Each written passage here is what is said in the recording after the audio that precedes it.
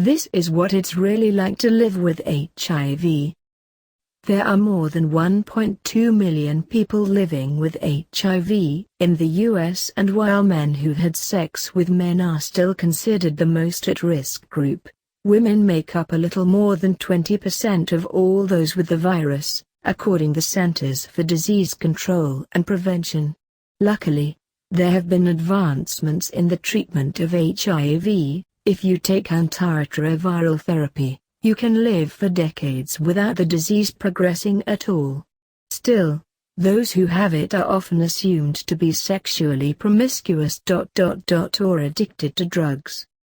Today, December 1st, is World AIDS Day, the goal of which is to raise awareness about the disease and break the stigma that surrounds it. Here, we chatted with two women with HIV about how it affects their daily lives, from dating to raising kids to the fear that comes along with telling someone new that they're HIV positive. Marvelyn Brown, diagnosed at 19. I was diagnosed back in 2003, and I knew absolutely nothing about HIV then. I just knew in the back of my head that I didn't want it. In my book, The Naked Truth, Young, Beautiful, and HIV Positive, I write about how I learned I had it while I was in the hospital being treated for pneumonia. So it was quite the shock, but I was almost emotionless because I didn't know how to feel or really what that meant. I think the biggest shock to me was that a person who was heterosexual could contract the virus. I was unaware of the stigma that surrounded the virus when I was newly diagnosed. I had casually told my close friends, I knew their sex lives, they knew my sex life, that's what type of relationship we had, and then word started to spread before I could tell anyone else. I noticed a lot of people were uneducated about the virus. I shared my story with the Tennessean, a local newspaper, and it became this national thing. That kind of paved the way for me to become a public speaker.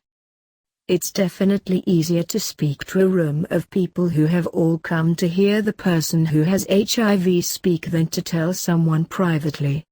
And even though I'm out there publicly speaking about having HIV, in my private life, I don't want to talk about it every day. I want to be safe, I want to be secure, I want to be free of judgment. And while it can be difficult to date, for me, I'm not single because I'm HIV positive, I'm single because I'm selective. This is 13 years into the game for me of taking medication every day, and there are definitely side effects. You have fatigue, you have nausea, you have an upset stomach. Some of the side effects have become so normal, I don't even pay attention to them anymore. If I wake up nauseous, I know what to eat to soothe my stomach. I always keep Clorox wipes in my purse in case I get diarrhea so that I can wipe the toilet seat down if I'm in public. It's become part of my life. I go to therapy, but I still go through periods of depression. I was unaware of the stigma that surrounded the virus when I was newly diagnosed. Sometimes life is great, but sometimes I think, what would my life be like if I didn't have this? Or I hear too many no's in a row. No, I don't want to date you, or no, I don't want to be around you. When Charlie Sheen said he had HIV, I saw even some of my close friends laughing about it, and I had previously thought they had understood what I was going through. So mentally, it's hard because you do go back and forth.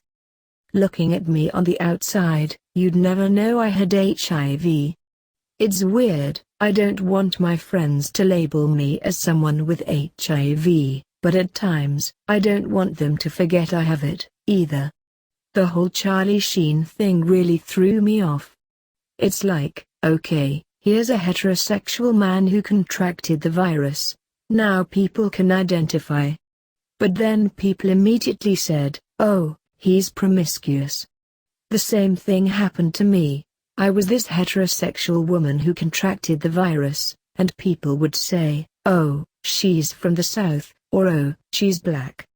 People just don't want to identify with the word human in the virus's name. That's the biggest misconception, that people don't believe it can happen to them. I'm proof that it can. But I do want people to know that this is a preventable disease. Rachel Motes, diagnosed at 29. I was diagnosed on March 19, 2013. I had been sleeping with my best friend for a really long time, and we weren't using condoms. I had been going to Planned Parenthood every 3 months to get my birth control refilled, and they do a finger prick test. I never thought twice about it. The test came back negative in December, but when I went in March, it was positive, and I knew there was only one person who could have infected me. I ultimately found out that he had been sleeping with a transgender sex worker, and that's how he got infected. We're still friends. A lot of people say, I could never forgive him, but it's not his fault. He didn't know he was at risk. It sounds so ignorant now, but I never really knew that HIV was something I could get. I went to a small school in Kansas, and it just wasn't talked about. When I first found out I was positive, I was so scared. My first thought was, when am I going to die? I told a few people right away, like my mom and a few really close friends. I picked the ones I thought would react the best to tell first. I decided to make a blog, We Are HIV, and just wrote my story and shared it with everybody. Everyone was super nice about it, even my boss at the time was really supportive. But sometimes, I have irrational fears. I went to visit a friend for Thanksgiving this year, and we had plans to go over to her sister's house for dinner. I knew her sister knew I was HIV positive because we're Facebook friends, but I kept thinking, what if she forgot? What if she makes me eat off of paper plates or makes me leave? I have a 12-year-old daughter, and she understands what HIV is. Although I didn't tell her right away, that first Christmas after I was diagnosed, she saw that I was writing my blog and asked what it was, so we talked about it. She asked if I was going to die, and I told her, no. I have to take my medicine every day. Everything's going to be fine. I've exposed her a lot to the HIV community. She's not scared of it. I feel like a lot of parents don't talk to their kids about sex, but my goal in life is to keep her safe in that way. I always tell her about using condoms and getting tested.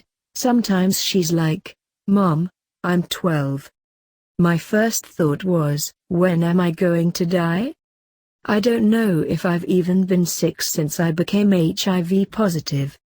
I used to smoke cigarettes, which I gave up about a year after getting my diagnosis because I started reading about how people with HIV are more susceptible to getting cancer.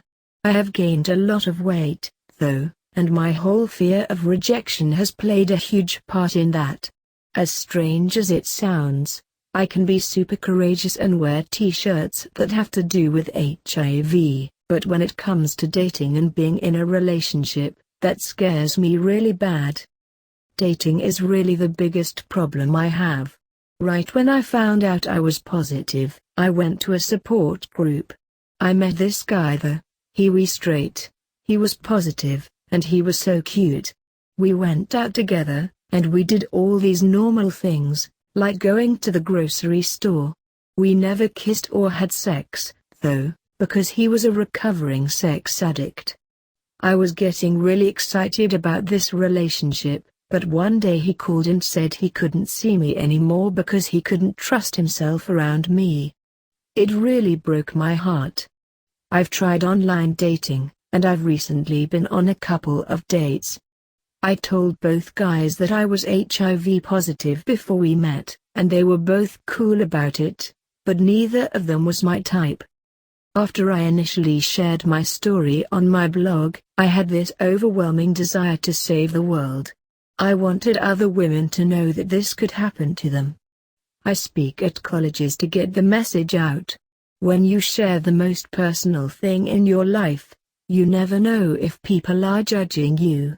That's when I found out how brave I really am. I recently took a job in New Orleans, where the HIV and AIDS epidemic is out of control. Louisiana ranks 5th in AIDS case rates in the US. There's so much shame and stigma here. I want to bring more attention to it.